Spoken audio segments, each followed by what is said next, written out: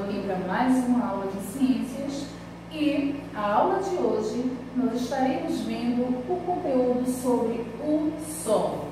Mas antes de a gente falar sobre solo, vocês lembram o que seria ecossistema? Alguém lembra? Muito bem, ecossistema é o conjunto de seres vivos e não vivos. Muito bem, fiquem atentos porque é conteúdo de atividade avaliativa. Mas só vai cair o ecossistema? Não! Vocês também vão estar assistindo o vídeo falando sobre o ar. Então fiquem atentos, assistam essas duas videoaulas anteriores para que possam fazer uma boa atividade. Então, vamos lá para a aula de hoje. Abram o livro de vocês de ciências na página 95 e vamos lá, acompanhem no livro de vocês o nosso conteúdo de hoje. O solo. Mas o que seria o solo? Que definição teria? Então vamos lá. O solo, ele é um recurso natural renovável e é responsável por abrigar as espécies vegetais e também por ser o meio de sobrevivência do ser humano e dos animais. Para melhor compreender a sua estrutura, elaboram-se os conhecimentos a respeito dos horizontes do solo, assim nomeados O, A, B, C e rocha-mãe. Então vamos lá, observem no livro de vocês. Horizonte O, o que seria? Esta primeira camada aqui. Então observe. É a camada mais externa e fina de todas. Apresenta muita matéria orgânica de restos de organismos decompostos e praticamente inexistentes partículas de rochas nele. E o horizonte A? O horizonte A é a camada mais arável e porosa. Nele encontramos grande parte de seres vivos, como minhocas, insetos, decompositores, etc. Da circulação de ar e água, da matéria orgânica e do humus que compõe o solo. O horizonte B. O horizonte B, ele é a camada composta por fragmentos de rochas e menos porosa porque apresenta elementos inorgânicos, matéria que não é obtida a partir da decomposição de seres vivos.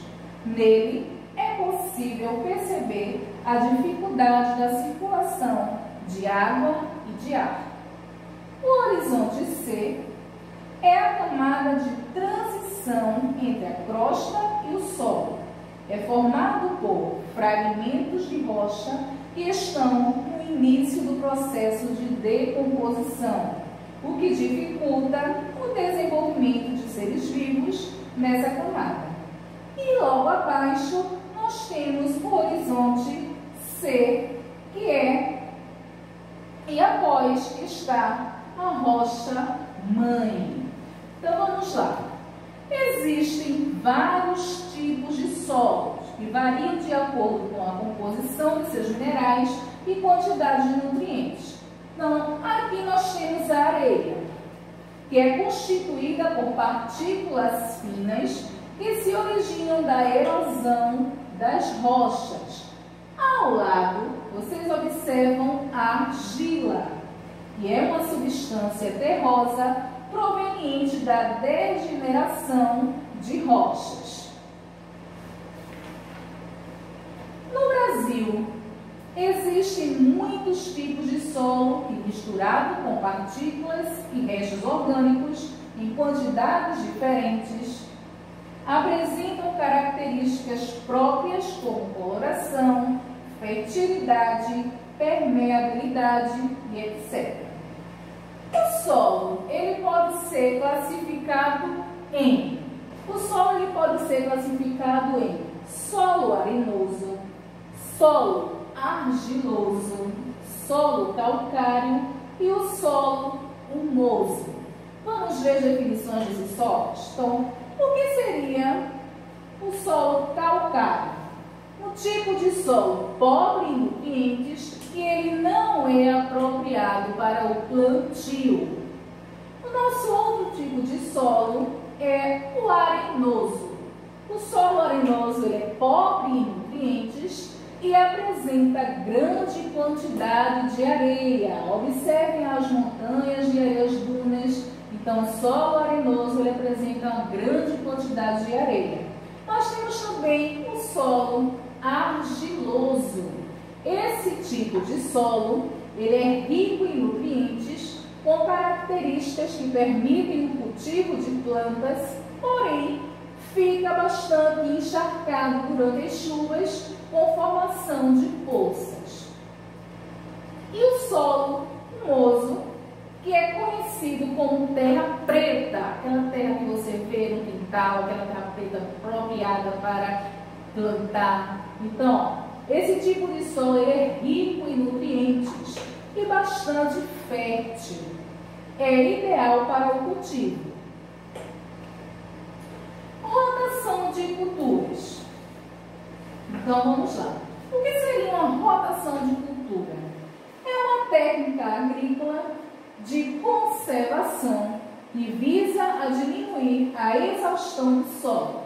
Isto é feito trocando as culturas a cada novo plantio, de forma de que as necessidades de adubação sejam diferentes a cada ciclo. Consiste em alternar espécies vegetais numa mesma área agrícola. Nós temos também a adubação. O que seria a adubação? Aqui, ó, observe a imagem, aqui nós temos a rotação de culturas. Então, observe, aqui tem um tipo de plantio, aqui ao meio nós temos outro e aqui mesmo desse aqui. Então, isso seria uma rotação de culturas. A adubação. A adubação é a prática agrícola que consiste no fornecimento de adubos ou fertilizantes ao solo, de modo a recuperar ou conservar sua fertilidade, suprindo a carência de nutrientes e proporcionando o pleno desenvolvimento das culturas vegetais. A adubação correta aumenta a produtividade agrícola. Então, observem ali um exemplo de adubação do solo. Mas nós temos também a irrigação. A irrigação acontece para repor a água no solo e isso ocorre geralmente em solo que recebem pouca quantidade de chuva. Drenagem seria retirar a quantidade de água excedente do solo, ou seja, os solos alagados. Então, a drenagem seria retirar esse exagero de água do solo. Então, essa seria a drenagem. Então, vamos lá. Agora, vocês ficarão com um vídeo onde vocês vão conhecer um pouco mais sobre o solo e, em seguida, vão estar realizando a atividade do livro didático de vocês, que inicia-se na página 100 até a página 103. Um abraço e até a próxima aula. Hoje vamos estudar o solo. O solo é um corpo de material que recobre a superfície terrestre imersa entre a litosfera e a atmosfera. Para um agrônomo, solo é a camada na qual pode se desenvolver a vida vegetal. Para o engenheiro civil, sob o ponto de vista de mecânica dos solos, solo é o corpo passível para ser escavado, sendo utilizado dessa forma como suporte para construções ou material de construção. Solo é a camada mais superficial da crosta. É composto por sais minerais, seres vivos e rochas em decomposição. Existem muitas variações de terreno a terreno dos elementos de um solo, mas basicamente figuram-se em 4 camadas principais. A primeira camada é rica em humus, detritos de origem orgânica. Essa camada é chamada de camada fértil. Ela é melhor para o plantio, e é nessa camada que as plantas encontram alguns sais minerais e água para se desenvolver. A outra camada é a camada dos sais minerais. Ela é dividida em 3 partes. A primeira parte é do calcário. A segunda parte é a de argila, formada geralmente por caulinita, caulim e sedimentos de feldspato. A última parte é de areia. Esta camada é muito permeável e existem espaços entre as partículas de areia, permitindo que entre água e ar com mais facilidade. A terceira camada é das rochas parcialmente decompostas. Depois de se decomporem totalmente, pela ação da erosão e agentes geológicos, essas rochas podem virar sedimentos. A quarta camada são as de rochas que estão inicialmente começando a se decompor. Essas rochas podem ser chamadas de rocha matriz. Tem diversos tipos de solo. Solos arenosos são aqueles que têm grande parte de suas partículas classificadas na fração areia, formado principalmente por cristais de quartzo e minerais primários. Os solos arenosos têm boa aeração e a capacidade de infiltração de água.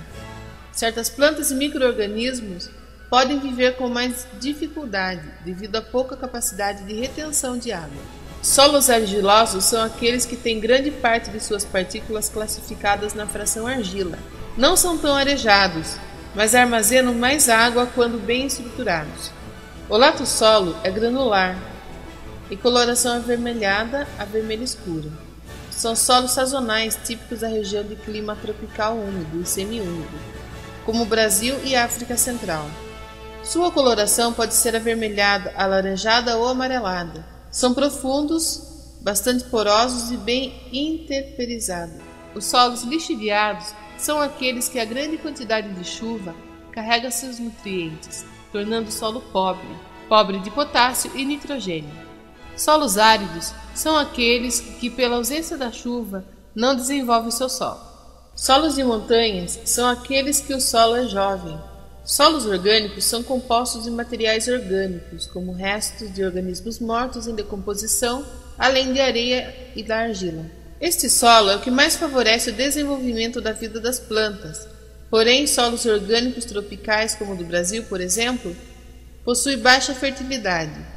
Humus é o resíduo ou composto solúvel originado pela biodegradação da matéria orgânica, que torna disponível para as plantas nutrientes minerais e gasosos como o nitrogênio.